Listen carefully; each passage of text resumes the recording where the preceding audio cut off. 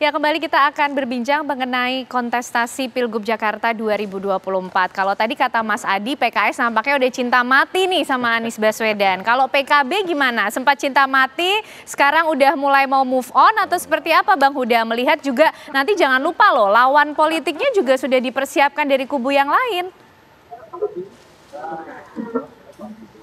Ya kan kita bareng kemarin sama Mas Anies di Pilpres sama Caimin, jadi kita tahu sosoknya Mas Anies, dan itu termasuk yang lalu direkomendasikan oleh DPW PKB Jakarta untuk mendorong Mas Anies maju di dalam Pilgub ini. Jadi kalau soal itu saya kira ya ada jejaknya, kita bareng dengan Mas Anies, bareng dengan teman-teman PKS, Nasdem. Oke, artinya sejauh ini dari PKB juga harapan terbesarnya masih Anies Baswedan yang jadi bakal calon gubernur, tinggal nanti menyiapkan bakal calon wakil gubernurnya, begitu Bang Huda? Ya kira-kira begini, kira-kira rute awal kami sebenarnya menyangkut soal Pilkada DKI Jakarta. Rute kami awal sebenarnya kita bikin poros koalisi partai dulu. Oh, partai dulu. Karena itu Oke. ketika kami dapat rekomendasi dari teman-teman PKB DKI Jakarta, Des Pilkada DPP belum merespon untuk langsung menetapkan gitu, karena posisinya ingin menempatkan skema koalisi partai-partai itu lebih penting menurut kami. Nah, tapi karena terjeda dengan misalnya proposal sahabat kita dari PKS yang sudah mengusung menyodorkan nama Mas Anies dan Mas Sohibul Iman, ya nggak apa-apa, karena sudah begitu ya nanti kita tempatkan, kita letakkan di meja proposal dari teman-teman PKS yang nanti bisa dibahas bersama ketika koalisi partai ini sudah terbentuk. Oke, jadi proposal dari PKS-nya ditaruh dulu di meja, belum dibuka dulu karena PKB masih ingin membentuk partai koalisinya dulu. Nah, kalau sama PDIP gimana tuh? Proposalnya ada di atas proposal PKS atau gimana, Bang Huda? Kami komunikasi baik dengan teman-teman PDIP, termasuk kami mengkomunikasikan terkait dengan pilkada di Jawa Timur. Okay. Jadi semangatnya sekali lagi kita ingin Jakarta masih terjaga semangat pluralismenya, semangat menjadi kota yang merepresentasikan Indonesia Mini.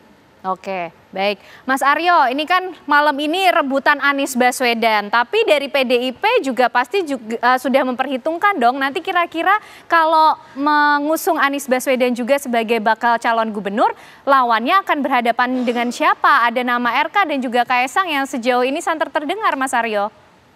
Ya, oke, terima kasih Mbak. Intinya gini, di dalam pengalaman sejarah pilkada atau pilpres sebelum-sebelumnya, di politik ini kan tidak tentu siapa cepat dia dapat. Okay. Jadi bisa juga nama-nama itu yang awalnya muncul ABCDE tiba-tiba mendekati akhir ke masa pendaftaran berubah. Paling dekat saja bicara pilpres, awal-awal ada nama Mas AHY, ada nama Pak Erick Thohir, ada nama Pak RK dan seterusnya. Tiba-tiba yang muncul terakhir adalah Pak Mahfud, Caimin dan Mas Gibran, nama-nama yang di awal masa kita membahas tentang pilpres itu nama-nama yang tidak kemudian terlalu banyak mendapatkan spotlight pembahasan. Jadi saya rasa apapun itu sebelum janur kuning melengkung ya, atau janur merah, janur hijau, janur oranye, janur putih, itu semuanya masih mungkin. Dan kami sebagai partai politik saya rasa sama dengan PKS, dengan kawan-kawan PKB, kita semua punya kepentingan dan tugas konstitusional untuk menempatkan kader-kader kami yang terbaik untuk bisa duduk di jabatan-jabatan publik. Karena itulah fungsi partai politik. Itulah kenapa dalam program PDI Perjuangan kami punya sekolah partai. Kami kader, kami melakukan regenerasi, kami melakukan pembekalan dan seterusnya. Tugasnya untuk apa gunanya? Ya pada saat pilkada, pada saat pilpres, pada saat pemilu-pemilu, itu kami menempatkan kader-kader kami di posisi-posisi itu. Sehingga prioritas kami tentu saja hari ini adalah bagaimana caranya agar kader-kader yang sudah kami siapkan itu mampu untuk bertarung dengan baik, berkompetisi dengan baik di dalam pilkada. Apalagi sekali lagi Jakarta ini daerah yang super strategis. Gubernur Jakarta itu kan separuh-separuh gubernur Indonesia. Semua mata memandang, secara kepemimpinan juga sangat strategis. Dan secara politik investasi elektoralnya juga luar biasa untuk pemilu selanjutnya. Jadi saya rasa siapapun di sini pasti sangat berhitung cermat. Dan PDI Perjuangan salah satu yang memprioritaskan itu tidak hanya persoalan menang kalah, tidak hanya persoalan menang-menangan, tapi menghitung itu semua dengan cermat. Saya rasa itu, Mbak. Lalu nama-nama dari PDIP kira-kira akan turunnya kapan nih Mas Aryo? Karena kalau dari PKS kan namanya ini sudah cepat sekali nih ya, early begitu. Ada Anies Baswedan dan juga Sohibul Iman. Dari PKB tadi Anies Baswedan, oke. Ada juga nama Ida Fauzia. Lah kalau PDIP Mas, kapan nih? Ini selalu menjadi teka-teki dan ditunggu soalnya. Ya, gaya permainan bola itu macam-macam, Mbak. Ada total football, nyerang terus dari awal gitu. Ada juga mungkin yang Sir Alex Ferguson time, Sir Fergie time. Jadi waktu injury time tiba-tiba mencetak gol. Itu bisa juga. Nah, kami sedang menimbang-nimbang mau pakai strategi yang mana. Tapi kalau bicara secara kesejarahan, seringkali nama-nama itu dimunculkan di menit-menit akhir. Dan itulah yang membuatnya semakin seru. Karena di situ barulah aspirasi rakyat, harapan masyarakat, kondisi dinamika peta politik itu bisa terbaca dengan sangat jelas. Mendekati masa pendaftaran itu baru akan sangat matang bisa dibaca secara lengkap. Saya rasa itu. Oke, kalau PDIP maunya nomor 1 apa nomor 2 Mas Aryo? Kami disiapkan di segala situasi. Artinya kalau memungkinkan peta politiknya memberikan kami ruang di posisi pertama, tentu kami akan sangat senang untuk menjawab aspirasi masyarakat itu. Tapi kalaupun harus menjadi yang nomor 2, kami akan menjadi mitra politik yang baik pada siapapun nama yang akan kami usung sebagai calon gubernurnya. Itu nanti, Mbak. Oke, nah Bang Muhammad Iqbal melihatnya gimana nih kalau tadi dari yang disampaikan Bang Huda dan juga Mas Aryo, kira-kira PKS menilai kedua partai ini sudah cukup legowo belum sih sama keputusan dari PKS? Ya, saya kira semua masih dinamis ya. Kami sebagai partai pemenang pemilu tentu saja ingin mendapat dukungan, ya, mendapat sokongan. Karena tentu saja calon yang kita usung juga bukan kaleng-kaleng ya, tentu saja memiliki kompetensi, memiliki pengalaman, mantan presiden partai. Jadi itu kami coba nanti akan berkomunikasi lebih lanjut, tetapi memang hasil keputusan pimpinan kami bahwa pilihan untuk Mas Anies adalah ketika ingin diusung oleh PKS, masuk sebagai kader atau mendukung wakilnya dari PKS. Dan kami sudah menyebutkan nama, sudah mendeklarasikannya. Tentu saja nanti sepenuhnya terpulang dari Mas Anies mau mengambil keputusan seperti apa. Oke, sudah mendeklarasikan, tapi at the end of the day nanti keputusannya dari Anies Baswedan. Tapi hati-hati loh Bang Muhammad Iqbal, tadi Mas Aryo udah bilang siapa cepat belum tentu dia yang dapat. Gimana nih? Ya, saya kira kami sebagai partai politik kan punya hak ya untuk mencalonkan ya. Memiliki juga suara yang terbesar. Tentu saja kita lebih percaya diri untuk kali ini pimpinan kami Dr. Sohibul Iman untuk berlayar di Jakarta. Oke, nampaknya sudah solid, mantap sekali ini PKS Mas Adi. Ya, saya kira bagi partai politik yang tidak punya boarding pass ya, bukan hanya golden ticket untuk maju pilgub, saya kira tak ada kata harga mati. Itu harga negotiable ya bagi seorang petarung politik termasuk di Jakarta. Kalau saya membaca rata-rata secara umum, PKS misalnya dalam 2017 itu sikap politiknya selalu berubah. Pertama mendeklarasikan Mardhani Alisera sebagai calon gubernur. Tak lama setelah itu kemudian mencoba untuk menduetkan Sandiaga Uno dengan Mardhani Alisera. Tapi yang kemudian disorongkan dan mendaftarkan diri ke KPU didukung oleh PKS itu adalah Anies Baswedan dan Sandiaga Uno.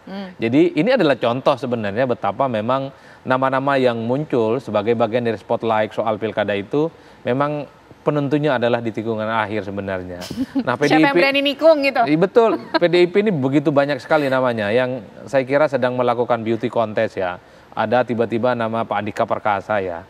Padahal kalau mau jujur, kalau parameternya cuma hanya survei, Ahok yang mencolok. Tapi kan tentu dihitung betul kalau yang kemudian diusung oleh Ahok, ini kan barrier psikologisnya cukup banyak di Jakarta. Tidak semudah dulu pilgub yang kemudian dimenangkan ketika saat berpasangan dengan Pak Jokowi.